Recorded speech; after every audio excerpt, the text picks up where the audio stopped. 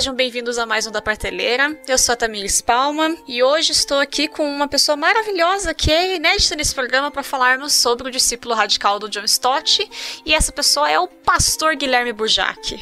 Oi, tudo bem? Que bom, feliz de estar aqui. E aí, Burjac, se apresenta aí para quem não te conhece. Sim, eu sou o Burjac, sou pastor, estou em campo missionário hoje e na Espanha, precisamente no sul da Espanha, eu e toda a minha família. Nós trabalhamos com a formação de obreiros aqui no campo missionário, sou professor de teologia, e é isso. E torcedor convicto do Vila Nova Futebol Clube, Tigrão, o maior do Centro-Oeste. Olha só, você já participou de Teologia de Boteco aqui em podcast, né? Já. Quando ainda era aqui com o Cristiano, eu lembro que teve um programa muito bom, inclusive, com você. Ai, que legal. Não, foi bem legal. Foi um que a gente falou... O Cristiano nunca me falou sobre audiências, as coisas todas. Agora que ele tá preocupado com isso. Se vendeu pro sistema. Não sei mesmo. Mas foi um programa que, pelo menos, eu gostei muito, assim, na época da discussão. E você é calminho, é gostoso de ouvir você discutir, conversando. Que legal. Bom estar aqui também. É bom, sim. Fiquei feliz que deu certo da gente gravar. E hoje a gente vai falar, então, sobre esse livro, O Discípulo Radical, que é o último livro escrito pelo John Stott, né? Eu não sei se talvez as pessoas veem publicação póstuma, mas escrito por ele foi o último, então pode ser que tenha alguma publicação posterior, mas... ele escreveu antes. E aí, basicamente, né, que tem na contracapa do livro, fala assim: o discípulo radical apresenta 8 características do discipulado cristão que são comumente esquecidas, mas ainda precisam ser levadas a sério: inconformismo, semelhança com Cristo, maturidade, cuidado com a criação, simplicidade, equilíbrio, dependência e morte. Com um texto profundamente bíblico, tocante e de fácil leitura, John Stott mostra a essência do que significa ser um discípulo radical. Então, o livro é da editora Ultimato, ele é bem curtinho, tem 112 páginas o livro em si, daí 113 páginas com a conclusão. Tá ali o site da editora e é muito fácil a leitura dele, ele é muito acessível. Mas, né, partindo para o formatinho do programa, Burja, o que te marca quando você lê Discípulo Radical? O que te marcou quando você leu o livro pela primeira, segunda, não sei quantas vezes você leu ele já? Li 2 vezes. O que mais te chama a atenção, assim, quando você leu o livro? Primeiro porque é interessante uma obra em que o autor sabe que está prestes a morrer. Sim. É interessante porque ele deixa isso claro no seu adeus. E o contexto, né? Quando o livro saiu, todo mundo estava aguardando. Geralmente, no Brasil, se tem um delay aí de uns 5, 6 anos até a publicação, tradução e publicação no Brasil de alguns textos teológicos, né? As editoras estão aprendendo a ganhar dinheiro, então autores já consagrados, quase que o lançamento é simultâneo. É um livro que me chamou a atenção porque prestes a morrer, né, já consciente da sua partida para o Senhor, ele poderia ter feito, sei lá, um livro de 1000 e tantas páginas, mas ele condensou coisas tão profundas em tão poucas páginas, é quase um sermão. Porque pelo tamanho do livro, o formato que você tem nas mãos e a quantidade de páginas, você colocar isso aqui em Word, eu não sei quantas palavras vão ter, mas é um sermão de 1h20, 1h40 no máximo, dá isso aqui. Então, no final da vida, ler os autores que estão as suas obras antes de morrer é muito interessante, porque você vê que ele tem uma profundidade no texto sem precisar usar muitas palavras. É quase que um testamento, isso que eu acho muito interessante, porque é quase um testamento. Essa é uma coisa que me chamou bastante atenção. A outra coisa é a forma como ele tratou os temas, né? Ele trata o tema fechando o inconformismo como o gatilho para se tornar diferente do que se é. E aí no capítulo 2 ele diz, olha, com o que a gente tem que ser parecido então? Então eu estou inconformado e eu tenho que ser semelhante a alguém. A quem então? A proposta dele é que você tem que ser semelhante a Cristo. E na semelhança a Cristo ele vai dizendo sobre a maturidade, a semelhança com o cuidado com a criação, a simplicidade, o equilíbrio, a dependência e a morte. É incrível porque as pessoas esquecem que Jesus experimentou a morte. E que Deus, sendo o Pai, experimentou o luto. Sim. Isso é muito legal, muito legal. É uma obra que você tem que ler.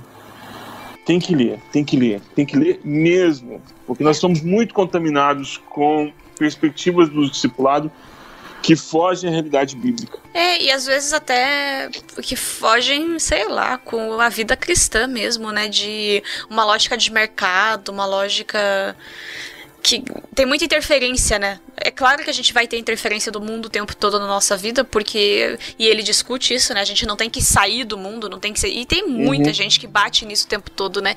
O cristão não tem que estar alienado e isolado do mundo. Ele tem que estar no mundo, mas sendo diferente. Mas, querendo ou não, sempre vai ter as interferências, né, na nossa vida e tudo mais. E eu acho que o que é maravilhoso no livro dele é que são coisas que são... Quando você lê o livro, você fala, puta merda, era óbvio isso. Você fica, nossa, é verdade, eu nunca pensei nisso, mas é óbvio. Porque, tipo, como assim eu nunca tinha pensado nisso? Como assim, né, hoje se discute mais, mas como que assim eu nunca pensei que cuidar da criação é parte da minha expressão como cristão na Terra, sabe? Ou a questão de ser servido, né? Da dependência. Você tem que servir os outros, mas você tem que aceitar quando os outros vão servir você, quando você precisa ser servido, né? Que daí ele fala de ter se machucado, né? E daí tá limitado em casa e tudo mais, e precisar de ajuda das pessoas. Então é uma coisa tão... Porque quando a gente não se aceita ser servido, não que... É que tem diferença entre você exigir ser servido, que daí você está sendo um otário, mas aceitar ser servido na sua necessidade é parte do ser cristão, porque se você não aceita, você está privando os outros de exercerem a parte do cristianismo deles também, né? É isso também. É interessante, porque, poxa vida, o motivo que está por trás de boa parte do projeto de discipulado que existe no Brasil é crescimento da igreja. Então você vai ver isso em obras como o do Rick Warren, Igreja com Propósito. Você vai ver isso nas obras da igreja de Willow Creek com fugiu agora o nome, Bill Hybels, e com o pessoal da Igreja Batista, me fugiu o nome, do Nordeste, onde até o Osmar, que era pastor da Igreja Batista, agora é pastor lá também. Não sei muito essas linhas de... fugiu o nome.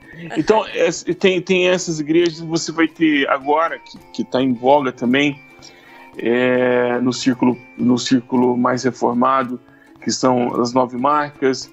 Aí você vai ter a igreja com crescimento natural, que é o DNI, Desenvolvimento Natural da Igreja, que é do Christian Schwartz, que também estão trabalhando nessa perspectiva de discipulado, mas com um enfoque para o crescimento da igreja. Então, porque na década de 50, na década de 60, observaram um crescimento explosivo da igreja na Coreia, principalmente na Coreia do Sul, e você vê um crescimento explosivo dessa igreja, e essa igreja ela torna-se um modelo, um estudo de caso, e tentam reproduzir isso de todas as formas. Então, dali surgem essa ideia de crescimento homogêneo, que é do Rick Warren, igreja de crescimento por função, que é o do Bill Hybels, igrejas administradas pelos dons, e aí você vê do Christian Schwartz querendo entender o que acontece nas igrejas, tentando mapear o que acontece dentro das igrejas que mais crescem, e você vê isso sendo difundido, e também no G12, que também o G12 também é um fruto desse trabalho, entende? Está no mesmo epicentro dessa explosão de compreender o crescimento da igreja. E daí a gente vai fazendo uma coisa muito que tomada pelo desejo de formatar essas pessoas dentro de um padrão que a gente acha que é interessante. E para isso, o método mais seguro é utilizar as cartilhas. Aí a gente tem aquele método de estudo bíblico indutivo, que os batistas usam muito no Brasil, que é o livro de João. Jesus aí tem uma linha sublinhada e embaixo escrito entre parênteses, amor. Aí você vai lá e escreve amor. Que é uma cartelização, um modelo bem jesuítico, né?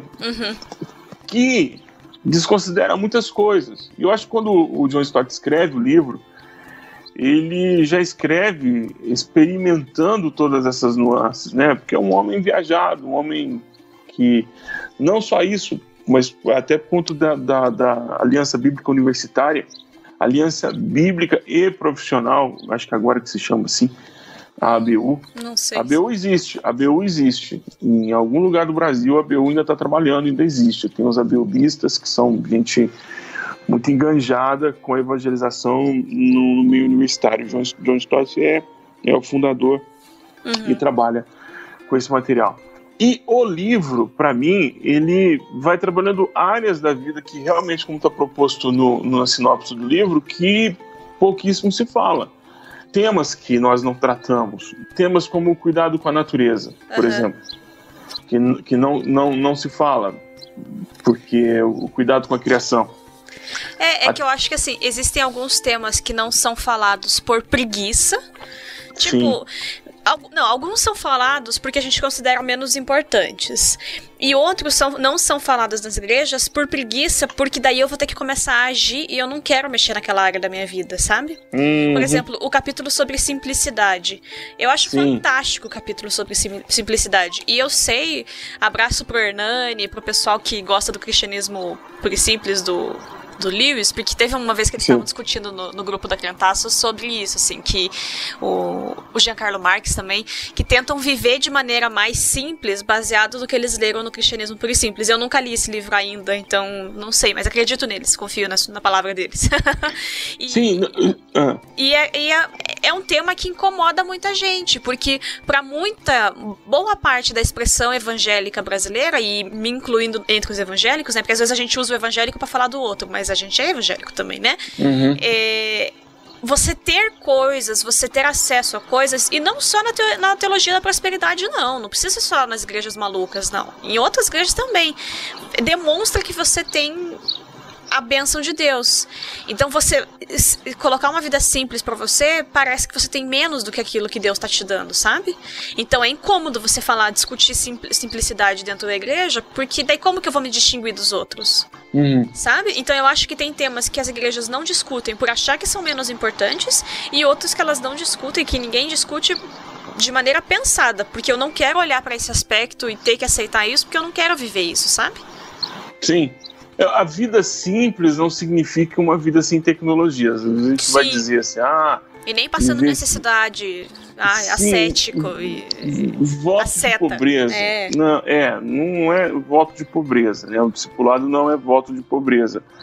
Mas, por exemplo, tem a história do dono de um supermercado no Brasil, que foi vendido por um grupo chileno, que eu li essa matéria numa revista de negócios, e eu não tenho a referência aqui, mas eu li essa matéria, em que ele era dono de uma rede de supermercados muito grande no Brasil, e ele decidiu viver com pouco. Eu preciso de quantas calças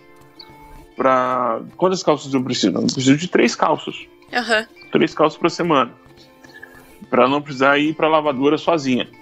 De 3 calças. Quantas camisas eu preciso? Eu preciso de 10 camisas. Ele foi decidindo quantos paletós eu preciso. Não, eu preciso de 2 paletós. E foi definindo a quantidade de coisa que ele precisava.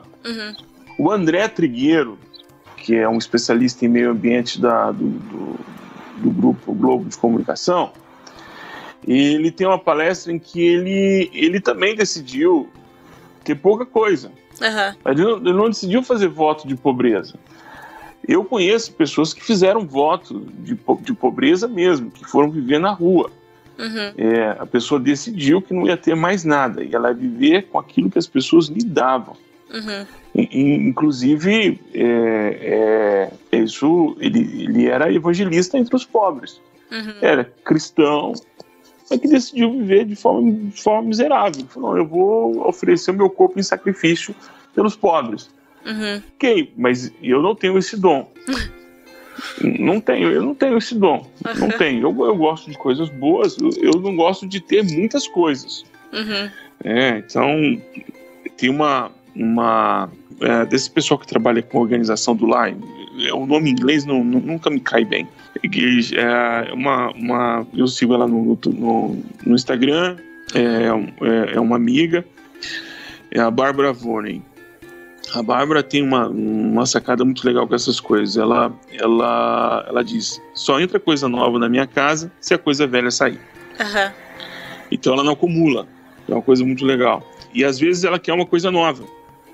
Aí ela pergunta, mas eu preciso mesmo, porque aquilo que eu tenho já tá me servindo muito bem, não está estragado nem nada. Aí ela decide, não, eu vou comprar então uma coisa nova para presentear alguém. E presenteia com o novo e continua com o antigo. Sim. Então, esse jeito de viver simples não significa viver na miséria. Eu acho que é isso.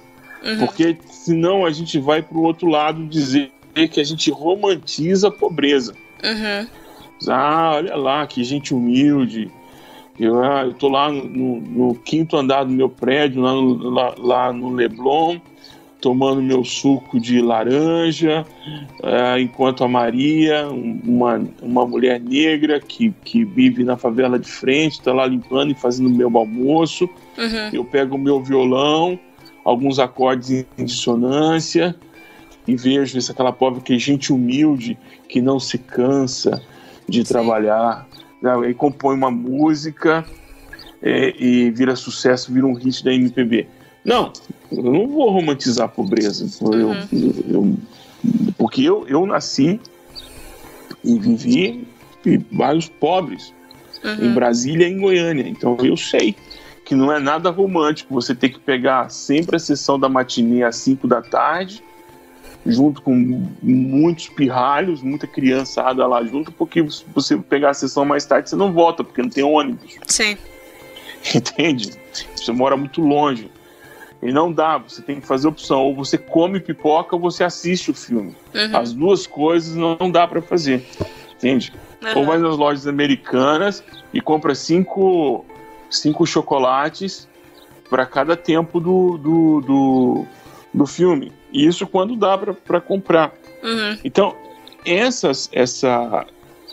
esse viver simples que o Stott fala aqui é decidir viver com aquilo que o Senhor lhe provém. Entende? Esses dias eu vi uma crítica de uma foto de um banheiro. E a pessoa escreveu embaixo: meu jeito simples de viver. Aí eu dei uma olhada na foto, né? Claro que a crítica também era em torno disso. E eu já reformei um banheiro lá de casa. Falei, esse banheiro aí custa uma casa. Pra colocar tudo que tem aí, eu sei, esse é o preço de uma casa. É que tem uma discussão, tipo, teve uma época que fez bastante sucesso um documentário chamado Minimalismo. Sim. Faz uns 2 anos atrás, eu acho, 1 ano e pouco, 2 anos. E aí, eu não assisti o documentário porque eu tenho um pouco de preguiça dessas pessoas que também vão pro outro extremo, sabe? Porque daí é um bando de gente rica que viveu o melhor do que se podia viver, e aí quando ela resolve ser minimalista, ela ainda assim vai escolher as melhores coisas disponíveis, que o banheiro custa o banheiro inteiro vai custar a casa de um pobre inteira, sabe? É tipo esse outro extremo, né? Sim. Que é a linha reta, branca, perfeita, mas é um negócio assinado por um designer que custou 10 vezes mais do que o negócio outro que você compraria igual Você vai comprar na Tok Stock e vai custar 15 pau. Mas não é isso também, né, que a gente tá falando, porque, claro, e é muito complexa essa discussão, porque quando você vem de uma classe mais baixa, não é nem só às vezes é irracional e inconsciente que as pessoas acumulam coisas e acham que tem que ter coisas, né? Porque a vida inteira te olharam de maneira diferente quando você entrou no shopping porque você tinha roupa inadequada, seguiram teu filho na rua, e aí você entende que quando você quer ter respeito, você precisa ter uma roupa melhor, você precisa dessas coisas. Então, é claro que é complexa essa discussão, mas é uma discussão que é válida para todo mundo, né? Porque tem coisas que são supérfluas. Tem quantidades que são supérfluas. Às vezes ter 20 calças jeans é um desrespeito. Tipo, para que você precisa de tudo isso, né? É esse tipo de discussão que ela quer fazer.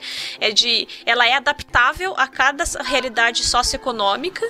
Então você vai pegar ela de uma classe baixa. O que pode ser simplificado na tua vida? Numa classe média, o que você pode melhorar? E na classe alta, daí ainda, além de tudo, tem que haver a discussão da justiça social, né? Tipo, você é rico, mas está faltando pra alguém? Se tá faltando pra alguém na tua igreja, primeiro, né? Nem vamos expandir para a sociedade de forma geral. Mas se você tem muito e tá faltando para alguém na tua igreja, você tá errado, você tá pecando. Sim, essa é a questão. Você tem que ir pelo equilíbrio, né? Que acho que é outro tópico que ele trabalha aqui, uma vida equilibrada. Então, às vezes, nós somos extremamente desorganizados com a nossa vida. Eu estou aqui no campo missionário, atualmente aqui no sul da Espanha. E alguém me pergunta, como é que eu posso te ajudar? Quanto custa para te manter aí no campo missionário? Custa 10 euros. Eu falo, não, 10 euros. Não é 10 euros, pastor. Não é 10 euros. Aí ele falou, não, mas não é 10 euros. Não pode ser 10 euros. Eu pergunto, você vai bancar tudo? Aí ele diz, não. Então o que você pode bancar é com 10 euros. Custa 10 euros para você. É isso que você pode. Não, mas eu posso com mais. Então se você pode com 20 euros, tudo bem. Deus te abençoe. Você pode contribuir com 20 euros, amém. Por quê? Porque a gente tem essa coisa de olhar para a vida e ser o Messias da resposta do problema alheio não é bíblico. Porque a Bíblia diz que tudo quanto te vier às mãos, você tem que fazer. Mas tem que fazer segundo as suas forças. E aí, por não ter uma vida simples, porque tem uma pergunta que Deus faz em Gênesis capítulo 3, lá no verso 11, que sempre me assustou. Porque quando ele vai encontrar com Adão, aí Adão diz, eu não posso porque eu estou nu. Aí Deus faz uma pergunta para ele, quem foi que te disse que você está nu? Porque é muito legal essa pergunta, porque está implícito na pergunta o seguinte, olha, você nunca viu uma pessoa vestida. Por que você está sabendo que agora você não está vestido? Você não tem um contraditório. Quem te apresentou o contraditório? Quem está te orientando, Adão? Quem está pondo coisas na sua cabeça? Então, muitas vezes que eu tenho desejos ou eu tenho vontades, e eu pergunto, isso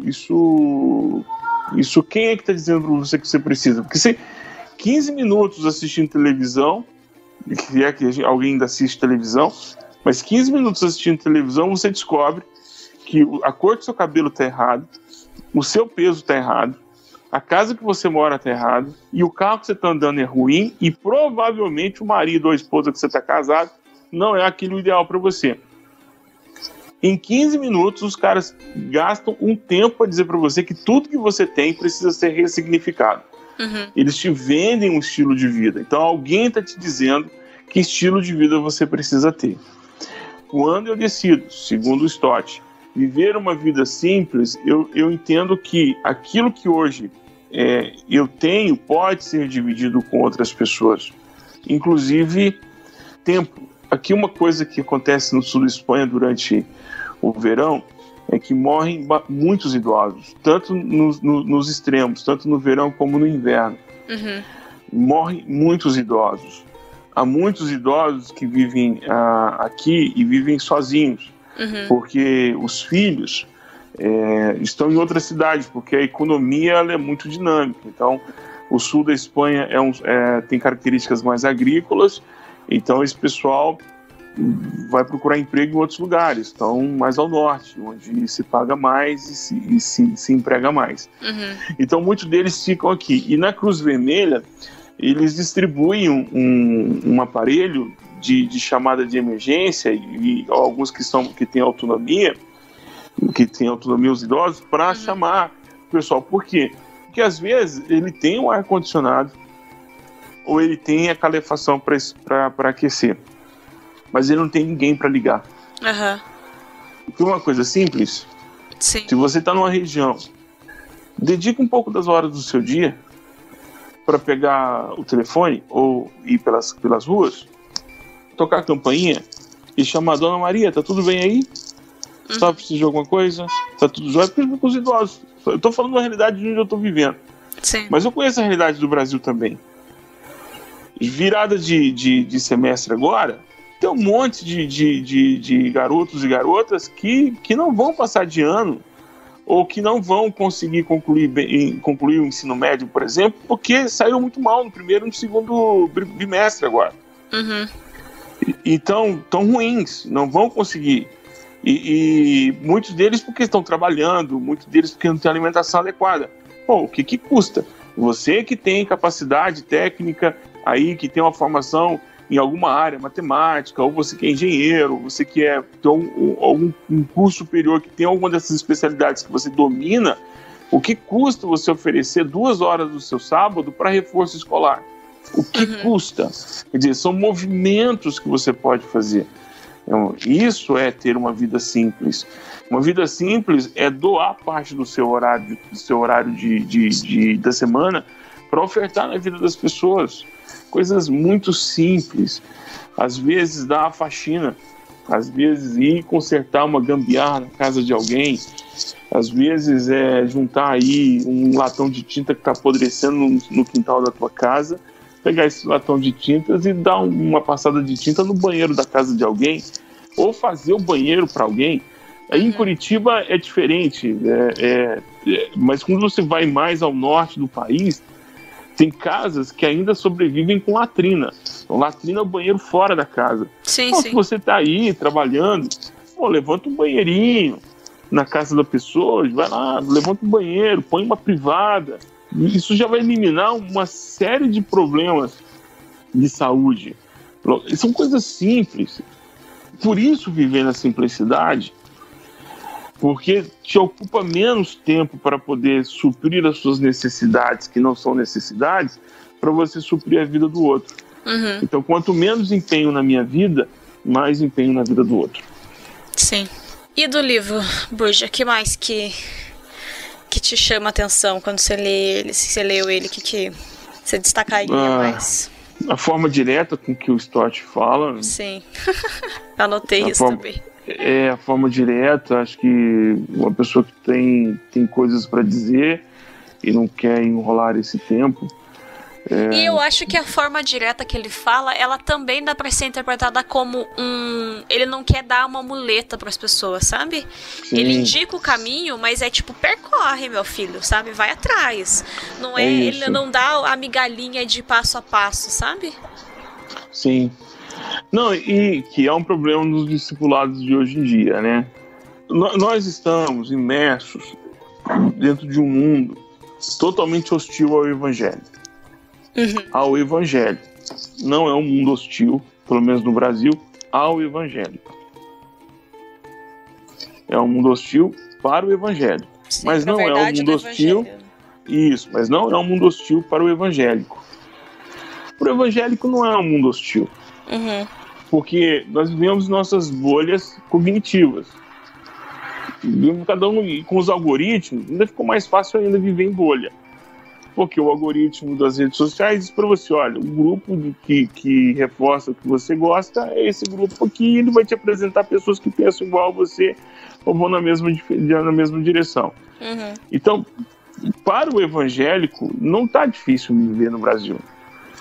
Está difícil se você tem o evangelho nas mãos e você tem que contradizer, inclusive os evangélicos, com o evangelho. Aí sim, se você é evangélico e vai pregar o evangelho, se você é evangélico e vai pregar o evangelho, muito provavelmente você vai encontrar um território hostil dentro da sua própria comunidade de fé.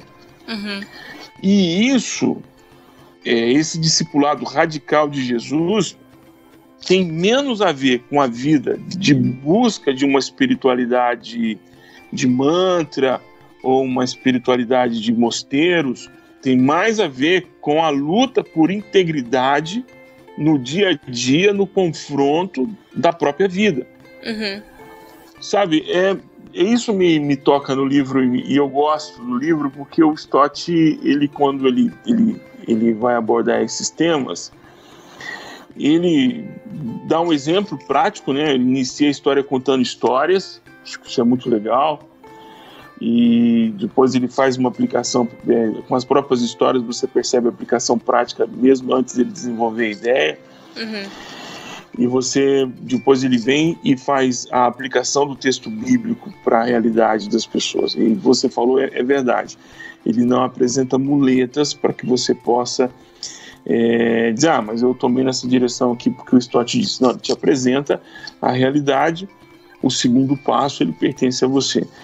Até porque, também, eles têm uma coisa que me chama bastante atenção quando a gente está falando sobre discipulado, e isso eu encontrei, inclusive, aqui, entre pastores aqui na Espanha, é que as pessoas desconsideram totalmente o outro na hora do discipulado. Uhum. Como é isso? Por exemplo, Tamires se converteu, amém? Glória a Deus, tomou a decisão por Jesus Cristo, vai seguir Jesus.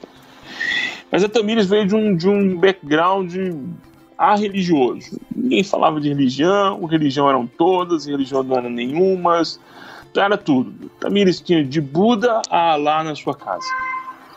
Todos eram muito bem-vindos. Um sábado qualquer. Uma reunião de um sábado qualquer, um panteão de deuses na casa dela. Ok? Aí a Tamires toma uma decisão por Jesus Cristo, num culto familiar.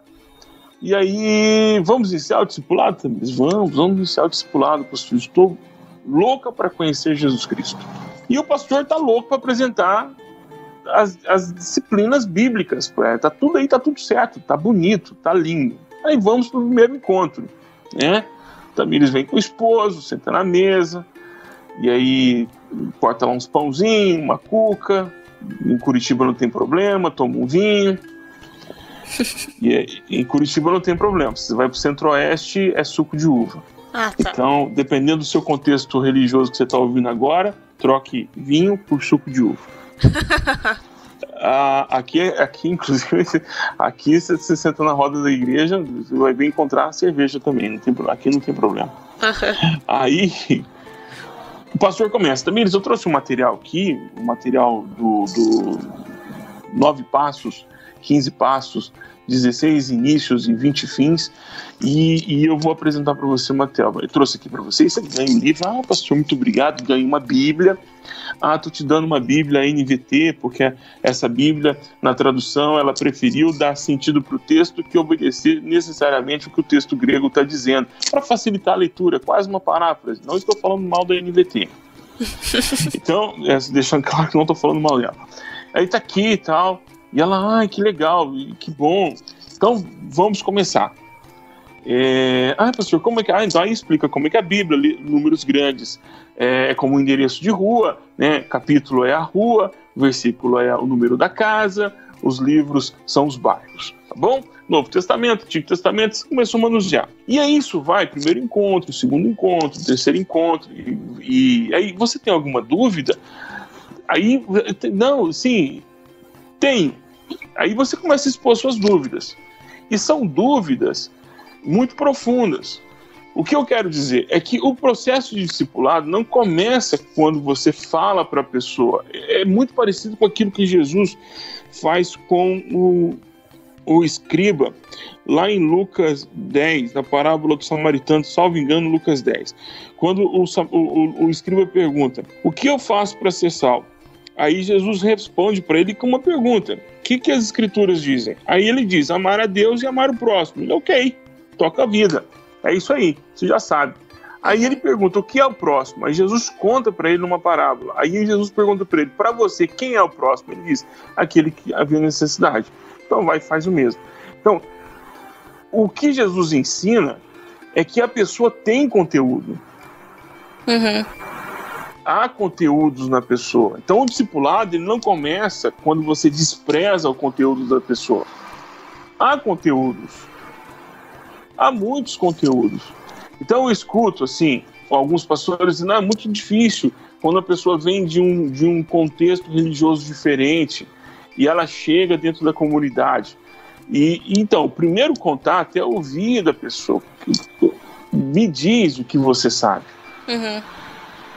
E a partir do que você sabe, eu vou te dizer, olha, a Bíblia diz isso. E a pessoa é que tem que dar ressignificado para aquilo, ou ela tem que descartar aquilo e colocar informação nova. A pessoa.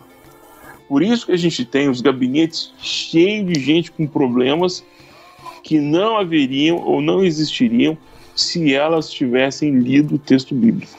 Uhum. Se elas tivessem entendido. Mas elas sabem muito bem. Elas sabem que não podem matar, não podem roubar, não podem ter sexo antes do casamento e fora do casamento. Tem que perdoar as pessoas, elas sabem que tem que amar amar a Deus em todo o seu coração, em que o mais importante é o amor, parafraseando lá o Legião Urbana. Alguém ainda escuta Legião Urbana no Brasil? Depois do Los Hermanos, Legião Urbana caiu para o esquecimento. Que encontraram alguma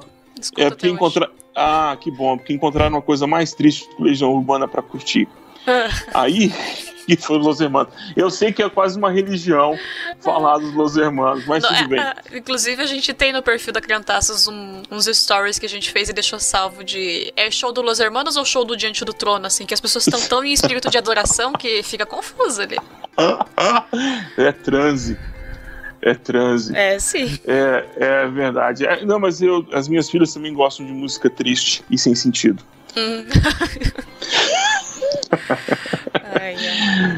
Não, eu escuto aqui junto com ela. Não, já escutei algumas músicas dos Los Hermanos. Eu até gostei de uma época, mas aí comecei a tomar Rivotril, não precisei mais. Aí, quando a pessoa tem contato com Cristo, que Cristo tem contato com ela tem uma história. Onde está o teu marido? Jesus pergunta para a mulher samaritana. Ela tem uma história. As pessoas dizem assim, ela tem uma história, ela tem um fundo religioso. E os pastores, quando encontram, ou quando líderes encontram, eles começam a fazer cartilhas. Tem um vídeo que eu publiquei lá no meu canal de como escolher uma igreja. Já considerando que a pessoa está fora de uma comunidade e decidiu sair daquela.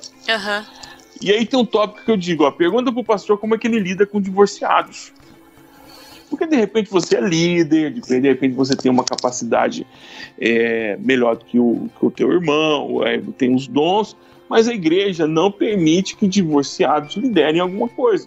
Então, se a igreja não permite que divorciados liderem alguma coisa, o que você vai fazer lá?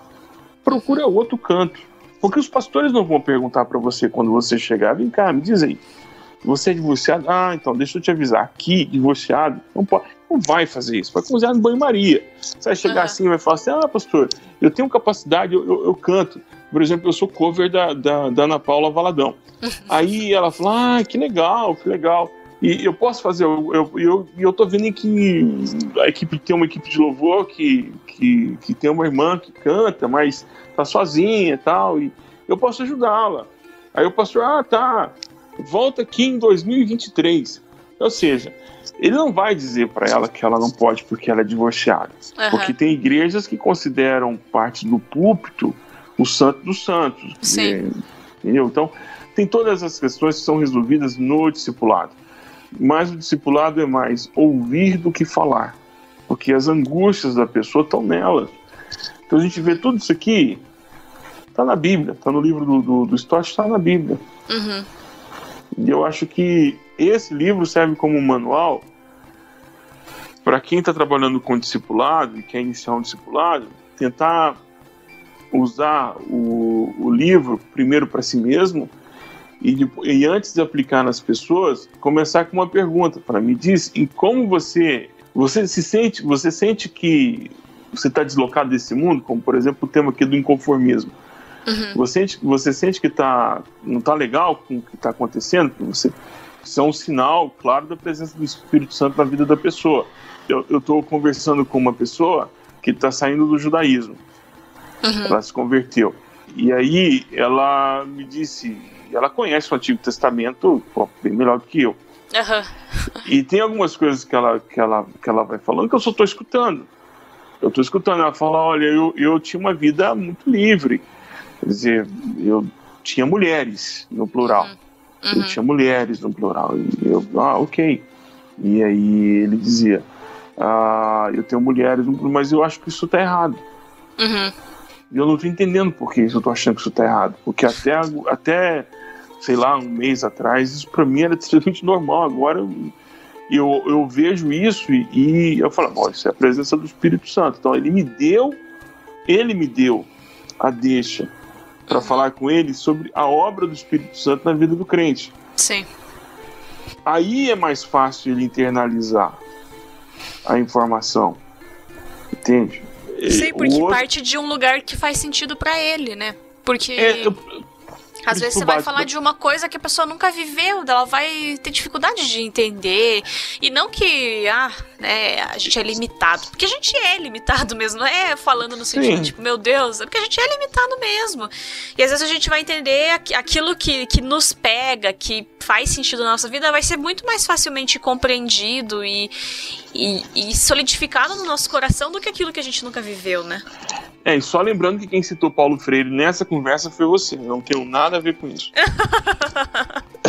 Então, olha só.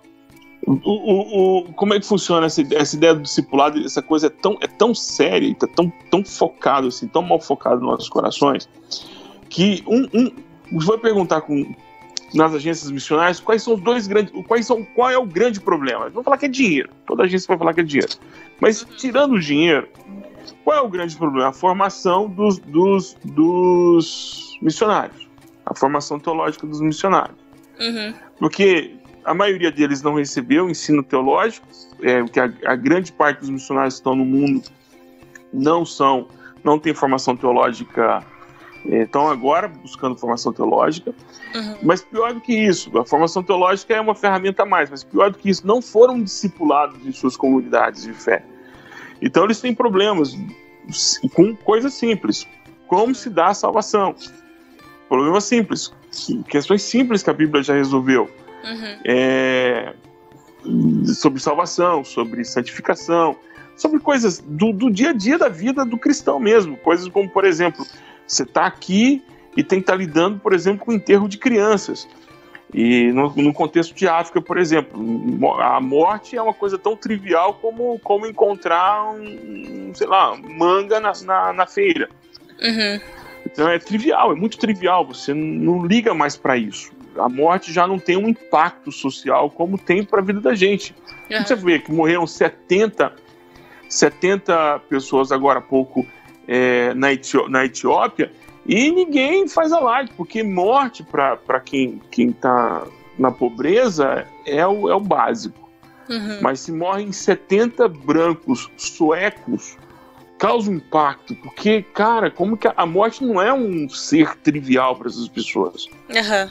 A morte ela é evitada de todas as formas, com saúde, com tratamento, com higiene, aquela monte de coisa. Então não é trivial. Então, o assunto morte, quando ele trata aqui, o Stott, que é, por exemplo, esse tema, ele faz isso de forma como que o cristão tem que encarar. Mas quando nós partimos do pressuposto, por exemplo, das agências missionárias, na formação dos discípulos, que não tem formação nenhuma, eles não possuem nenhuma, alguns não possuem formação nenhuma no campo missionário, apenas aquilo que receberam de suas agências missionárias, e são muitos assim, e eu vou dizer, isso não desqualifica o trabalho, tá? Uhum. Por quê? Porque o outro lado da moeda as agências missionárias que enfocam na formação de teólogos antes de ele vir para o campo, primeiro que eles levam de 2 a 4 anos para estarem no campo. E quando chegam, não chegam para as aldeias e para os lugares mais pobres. Boa parte fica centrada nos grandes centros. Uhum. Então a formação teológica não é um problema. O problema é a formação do discípulo. Uhum.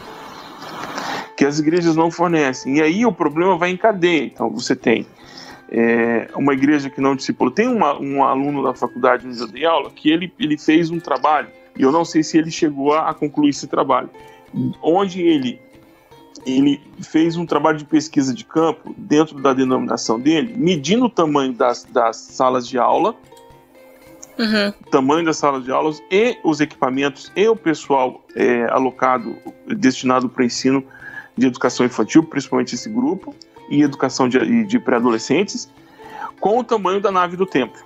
Ele chegou à conclusão, e eu não sei se ele apresentou o trabalho, porque eu não posso dizer para você se esse trabalho está pronto ou não, mas eu li o trabalho dele, pelo menos antes dele de apresentar, e ele chegou à conclusão que o trabalho dele, que se todas as pessoas estivessem imbuídas em ir aprender nas salas, não haveria espaço, porque não é proporcional. Uhum. O tamanho, a quantidade de assentos não é a mesma quantidade de assentos para as escolas. Mesmo considerando a nave como uma sala de aula.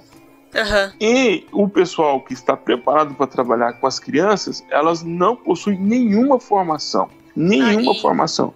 E um monte de igreja é assim, né? Nenhuma formação. Então, a parte essencial do trabalho cristão é exatamente com essa janela, 4:14.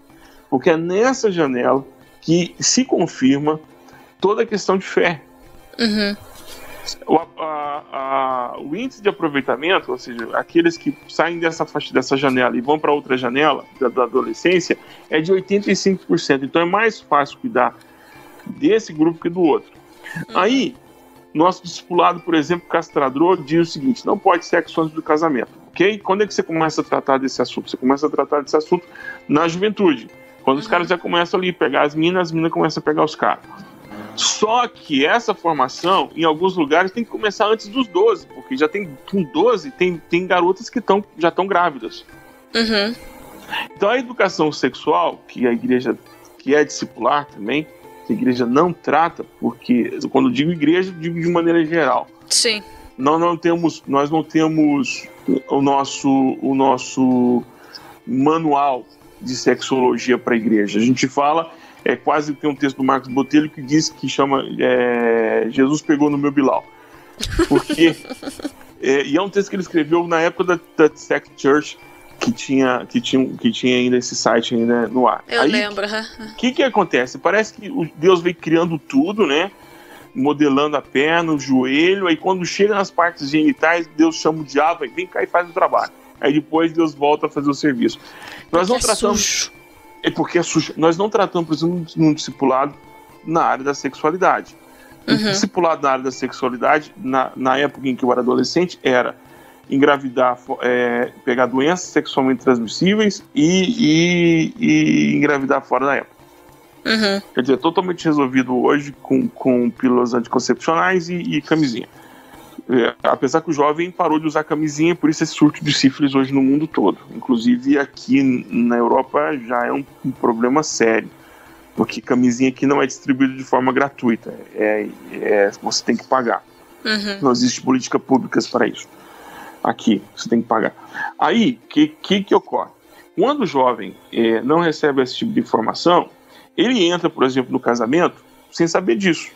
Uhum. Mas pior do que isso, converte o Zé e converte o João. Aliás, o José e João pode converter também, porque não tem problema. Mas José é casado com a Maria, para ficar bem claro que é um casamento heterossexual. José é casado com a Maria. O background do José de casamento é o que ele aprendeu na pornografia, o que ele aprendeu com os amigos, o que ele aprendeu aí perguntando para os colegas. Uhum. E o da Maria fecha as pernas, minha filha, porque se você abrir as pernas vai ter problema. É essa formação que ela tem. Uhum. Quando ela vem para a comunidade de fé, o que é acrescido é que agora não é um casamento monogâmico, não é um casamento aberto. Então, José, você não pode ter outras mulheres. Maria, você não pode ter outros homens, você tem que viver para Maria, Maria tem que viver para José, ok? Mas o discipulado da prática sexual não existe. Uhum. O José nem toma banho, se é que você me entende. Ele chega e já vai chegar chegando. E ele chega, dá aquela que ele queria, resolve o problema dela e vira pro lado e vai roncar. Uhum. Então, a Bíblia fala, 1 Coríntios capítulo 7, que o homem não deva nada para a mulher. Ali dever não é dinheiro, é prazer. Então, não há esse processo. Aí você tem, a gente vai em conferências para casais, e aí a pergunta que sempre vem, aqui engraçado é que não tem esse tipo de problema, mas no Brasil sempre teve, das questões sexuais muito mal resolvidas em questão, por exemplo, pode fazer isso, pode fazer aquilo outro, não pode fazer aquilo, pode fazer canguru perneta, não pode fazer canguru perneta, pode fazer mirando pro espelho, tem que fazer escuro. Então essas perguntas vêm todas.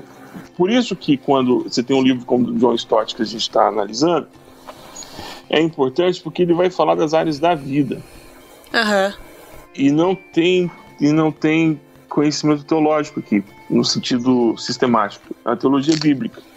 Uhum. Aqui não está falando sobre salvação, aqui ele não está falando sobre escatologia, ele está falando da vida. Como é que você lida com a sua vida e diante das pessoas. É isso. É isso. Então, pra fechar, Burja, além de tudo que a gente já falou, por que você acha que as pessoas têm que ler esse livro? Poxa vida, isso vai te dar... Assim, eu diria esse livro... Comece com esse livro. Eu quero seguir a Jesus Cristo. E eu quero seguir a Jesus Cristo. Então, comece com esse livro. Comece entendendo as áreas que esse livro atinge. E aí, daí então, você pode acrescentar outras ferramentas. Eu diria depois disciplinas espirituais, depois um Brennan Manning. Mas começa com esse livro.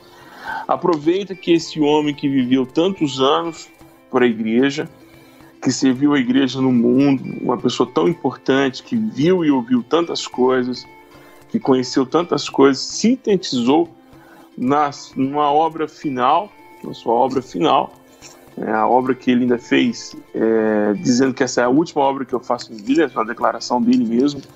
Uhum. E ele vem falando como é que você pode viver uma vida, a vida que Jesus quer que você viva.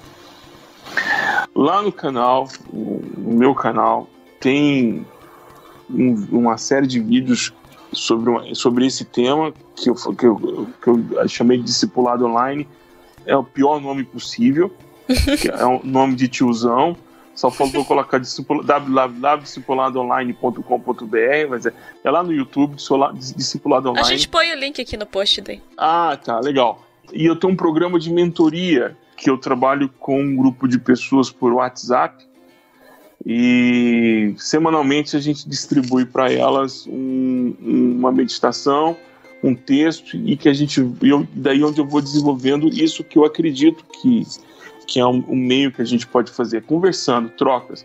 Uhum. Então a gente tem conversas e é praticamente em cima disso aqui que a gente trabalha. Uhum. Então, da vida cotidiana.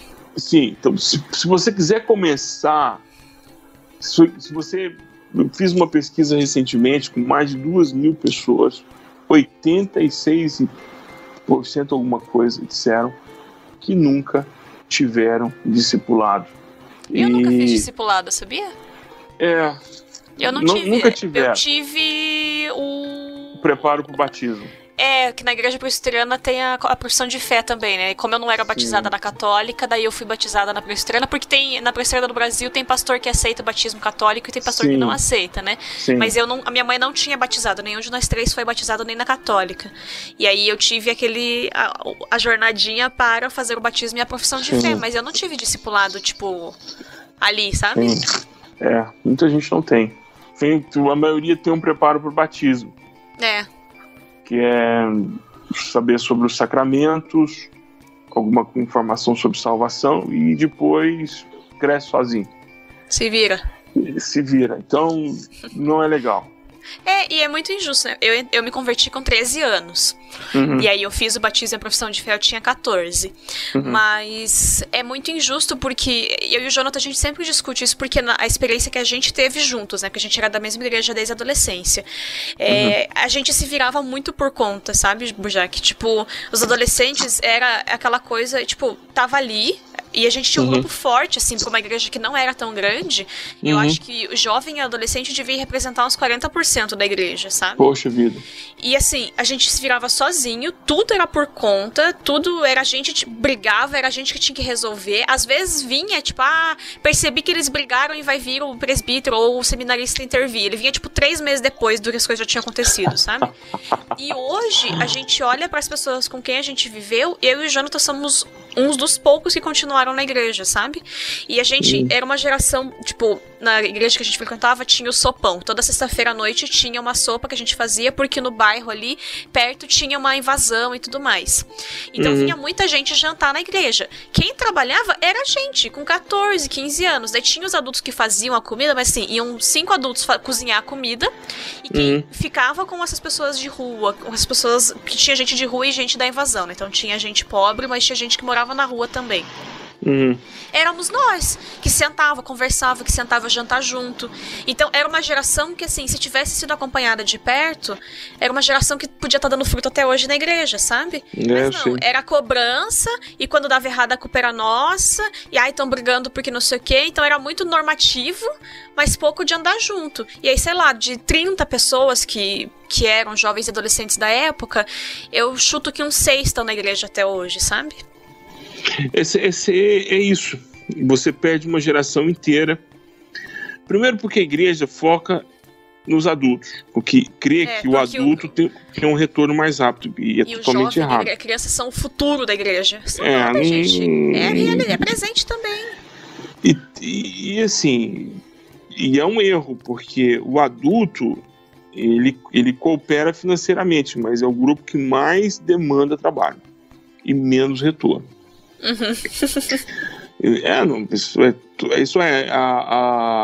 A congregação funciona muito bem quando você tem adolescentes e jovens imbuídos com o trabalho, porque o adulto geralmente ele vende a sua hora de trabalho, né? Ele vende sua hora de trabalho muito cara, e o adolescente, o jovem, o pré-adolescente, o discipulado começa no início da jornada da vida cristã, independente de qual idade que a pessoa tem. Mas se você tem uma geração na igreja pequena, poxa, seria tão bom se já começasse a trabalhar ali, formar valores, ensinar a pensar, ensinar a fazer perguntas, questionar a razão das coisas. As pessoas têm medo de que Deus seja desmascarado como uma grande pegadinha do Sérgio Malandro. Não, deixa a criança perguntar. Se Deus aqui está dizendo isso, mas no Novo Testamento Jesus diz isso, por quê? Tem que perguntar mesmo, e tem que constranger, a gente tem que buscar a razão da nossa fé, porque vai para a universidade, eu não estou aqui demonizando a universidade, o que eu estou dizendo é que a pessoa vai para a universidade é muito múltipla nos conhecimentos, e ela permite todo tipo de conhecimento. E aí, onde que o pessoal encontra a tal da liberdade na universidade é porque ela vai encontrar um nicho para poder perguntar, para poder questionar, vai encontrar um professor que é aberto para as coisas, para poder ouvir coisas às vezes que o pastor não está disposto brecha, né? Os cultos são muito... A escola bíblica dominical morreu, fato. Pouquíssimas igrejas ainda possuem escola bíblica dominical. A nossa tem ainda. Que é uma tristeza muito grande. A frequência é quase que nenhuma, porque eu percebo que a frequência na escola dominical é muito baixa, muito baixa. O material que a gente utiliza também, os professores não são preparados, existe uma série de coisas que atrapalham o discipulado. Mas o discipulado também não é só a escola bíblica dominical. O discipulado é na amizade, é no enfrentamento de perguntas difíceis. Eu digo que às vezes a gente se encontra pessoas e vamos ter que fazer perguntas difíceis. Discipulado é fazer perguntas difíceis. Eu tenho uma pessoa que eu presto contas e ele me pergunta, e aí? Você olhou para a bunda de alguma irmã? Não. Você pegou dinheiro para você? Não peguei dinheiro. E são perguntas difíceis. Qual a tentação que você está enfrentando essa semana? Você caiu nesse pecado? Não. E nesse outro? Não, também não. Viu pornografia? Não. Graças a Deus, não. Teve desejo de ver? Todos os dias. Caiu? Não. Lutei. Desliguei o celular, desliguei o computador, fui orar. Que ótimo. Então você tem que ter alguém para prestar contas. Um irmão mais velho na fé. Alguém que está há mais tempo. E esse irmão mais velho, ele também presta contas para você. O discipulado é múltiplo. E ele é de via dupla. Falou, e essa semana eu tive dificuldade nisso, meu irmão. Que triste, mas eu lutei também e tal. Ora por mim porque eu não consegui vencer essa tentação. Eu falei, então ok, eu vou orar por você. Confissão de pecados múltiplos. Essa jornada fica mais simples assim. Fica muito melhor assim. E se você quiser começar a ter esse caminho, o livro do Stott tá aí. Eu não sei se a Ultimato ainda tem estoque, mas tem, com certeza na estante virtual também tem. Ontem eu procurei, porque eu fui ver quando que tinha sido publicado, eu joguei, tipo, no Google, assim, tem na Amazon, tudo, a gente deixa links pras pessoas aí. Uma dica se alguém de editora tá ouvindo esse podcast, deixa eu dar uma orientação para vocês aqui, eu falo isso em nome de Jesus, disponibiliza na Amazon para os e-books, porque tem irmão que pirateia livro, e aí você pode baixar o livro em PDF e vocês não vão ganhar. Melhor ganhar pouco e ganhar do que não ganhar nada, irmão. Ajuda nós aí. Eu tô morando fora, frete é caro, então me ajuda. Põe um livro lá para vender em e-book, por favor. Deixa a gente cair no pecado. Não, pelo amor de Deus. E é isso. Mas é isso. Eu acho, a última coisa pra mim, assim, eu acho que as pessoas têm que ler esse livro, porque enquanto eu lia ele, você fica muito claro, assim, pelo menos pra mim, que enquanto cristão, a nossa postura, o nosso relacionamento com Cristo, a nossa vivência da fé, elas interferem na nossa vida, mas elas também interferem em tudo e todos à nossa volta, sabe? E às vezes a gente esquece isso de verdade, assim, e não por maldade, mas às vezes você fica, não, a minha fé é pessoal e o meu relacionamento com Jesus diz respeito a mim e ele. E não é assim, porque quando a gente glorifica a Deus, quando a gente faz coisas certas e tá agindo de maneira correta no mundo, na nossa vida, na vida do irmão, a gente tá glorificando a Deus. E quando a gente tem um irmão passando necessidade que a gente não tá acudindo, quando a gente tá poluindo o mundo de maneira, inconsequente e sem pensar nas próximas gerações, a gente tá desonrando a Deus, sim, e a gente tá fazendo errado, sim, porque até o tanto que a gente polui o mundo tem a ver com a gente glorificar ou não a Deus, assim. Sim, então, verdade. É muito legal esse livro por isso, assim, porque como a gente tá reforçando desde o começo, ele traz as coisas muito do dia a dia, da vivência, sabe? É pé de chão mesmo, seu pé no chão. Então, é verdade.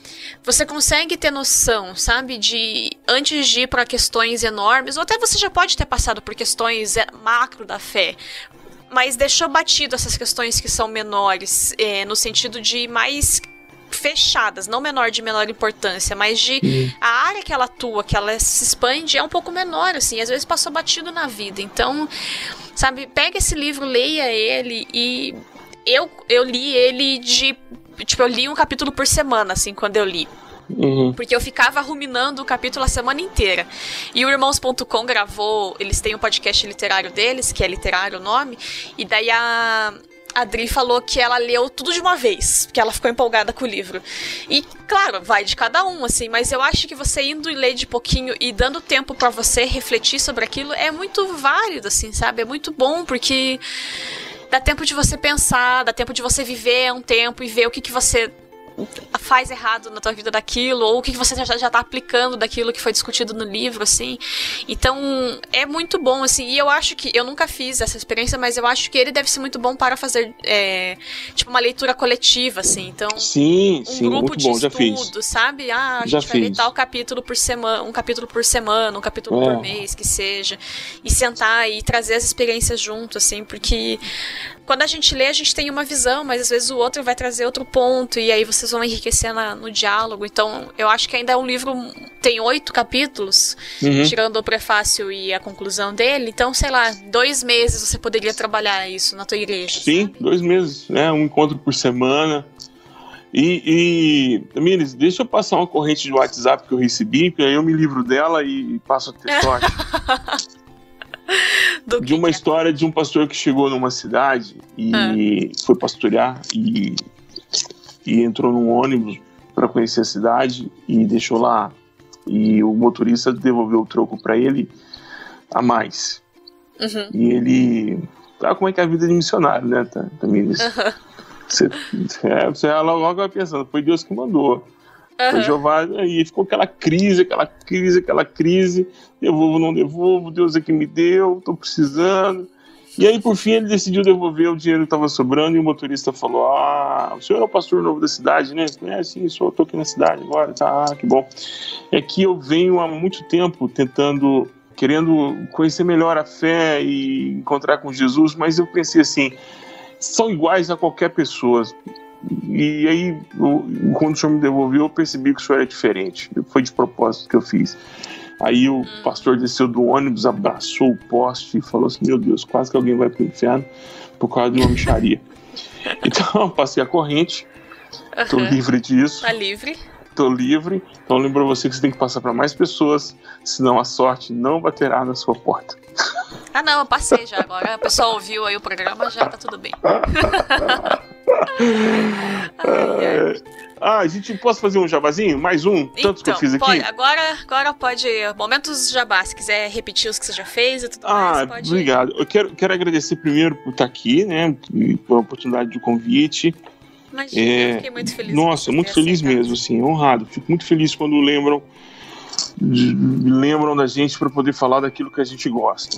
Eu tenho um podcast, o BurjaCast, no Spotify, chama BurjaCast. Os links acho que vai estar tudo aí. A gente põe tudo no post, Tá joia. Eu tô com esse projeto, tem o site, o burjac.com.br, todo o material que está lá é gratuito, todo. A gente trabalha com 3 áreas: ensino, discipulado e capacitação. Então, tanto direto para você que é um membro da igreja, como se você é líder e precisa de algum apoio lá. Lá no site eu tenho um canal no YouTube também, muito vídeo, muitas aulas, logo também os cursos, tudo a partir do site, né? A partir do site você encontra todas essas plataformas. E tem um projeto que eu estou junto com o Surian, o Giovanni Alecrim, que é o Piada de Pastor, que é um podcast. Vamos lá. Se você quiser ouvir, a gente discute coisas que a pauta é colocada, por exemplo, na hora. A gente nem sabe o que a gente vai falar. Chega lá e sai a pauta. Chega lá e sai a pauta. Aí às vezes não sai nada porque eu, por exemplo, a última vez eu esqueci, do último episódio eu esqueci de que a gente tinha marcado e fui fazer outra coisa. Acontece. Eu tinha marcado a minha psicóloga pra hoje também, tive que remarcar e mandar mensagem pra ela. Esqueci o negócio lá, desculpa. Tá. Depois eu remarco a terapia. Legal. Mas quando remarca com antecedência não precisa pagar, né? Não, ela é de boa. Ainda cancelei bem. Antes, tá de boa. Coisa boa. Mas os links estarão no post, sim. E, poxa, Burjac, obrigada de verdade por aceitar gravar. Foi muito legal. Eu tinha chamado o Jonathan primeiro, porque ele leu também esse tempo. Aí ele, não, chama o Burjac, ele vai ter mais a acrescentar, porque é pastor, não sei o quê. E realmente acho que o meu papo do Jonathan ia ter durado 20 minutos. Você trouxe bem mais experiência e tudo mais, e foi muito legal. Então, muito que legal, conta com a gente sempre que quiser. E o Burjac é da casa, tem textos dele na Crentaços, a gente põe no link também o perfilzinho dele, ele falava sobre casal, sexualidade. Sim. No casamento e tudo mais. E aí tem, né, como no site dele também tem como ofertar pra missão dele, tem lá os links, tudo pra oferta mensal, oferta única, as contas bancárias do Burjac estarão tudo aqui no post. Aí o grupo do WhatsApp dele, a mentoria, o canal do YouTube, tudo vai estar aí, link pra quem quiser ir atrás do contato do Burjac. Que legal, obrigado. Imagina, e é da casa. Quando quiser voltar, tiver uma sugestão, só falar aí que a gente grava. Legal. Tá bom, um tema que eu gostaria, em público, diga. assim, um tema que eu gostaria de tratar é um tema voltado para a sexualidade de jovens casais. É importante. Ou casais jovens. A gente até queria ter gravado sobre casamento esse ano, mas aí a gente não conseguiu achar gente, assim, pra gravar sobre, mas sabe, tipo, sobre a vida mesmo, sabe? Porque a gente gravou um do Dia dos Namorados há uns 2, 3 anos atrás, assim. Aí meio que deu dica pras pessoas, né? Foi zoeira, mas também foi sério, assim. Tipo, mas do casamento, sabe? Tipo, as decisões começam já na vida de namoro ainda, com o processo de casar. Sim, a gente queria muito gravar um podcast sobre isso, sabe? Tem dicas que vão salvar o seu casamento. Então a gente agiliza esse programa um dia. Utilizem toda a minha experiência. Tenho realização de mais de 20 casamentos e 7 divórcios. Então, você já fez muitos e já viu que dá errado em alguns. Já vi gente que gastou um Corolla zero no casamento e tiveram que viver de cesta básica depois que voltaram da lua de mel. Por que as pessoas fazem isso, Jesus? Porque a indústria de casamento é muito forte, Mas não é só isso, né? Tem Ou as pessoas não sabem dizer não. Na verdade, não é nem saber, as pessoas não conseguem arcar com dizer não. Sim. Tipo, eu e a Jonathan tinha 22 pessoas no nosso casamento, incluindo o fotógrafo. E a equipe. Era um fotógrafo, que era o Mário, né? Foi só o Mário que fotografou. Eram nós dois. Poxa. E a gente começou no primeiro mês, a gente já não tinha nenhuma dívida do casamento. A gente tinha a vida daí pra viver, né? Não, é isso. É isso. O que falta às vezes é isso, né? Mas tá, vai ficar legal pro Mas papo. esse a gente grava no Pode Crente um dia. Tá joia. Mas então, obrigada a quem ouviu. Já agradeci o Burjac por estar aqui. Esse começo de férias de verão na Europa. Se dispôs a gravar comigo aí na segunda-feira. E, pessoal, agradeço vocês que ouviram até aqui. E comprem, né? Tem o livro aí, quem não comprou ainda. Tem os links para comprar o livro. É muito bom. Leiam o livro e disseminem a palavra do senhorzinho John Stott. Porque eu acho que é um senhor que a igreja evangélica precisava ler os livros dele. Verdade. Então, até mês que vem, pessoal. Tchau, tchau.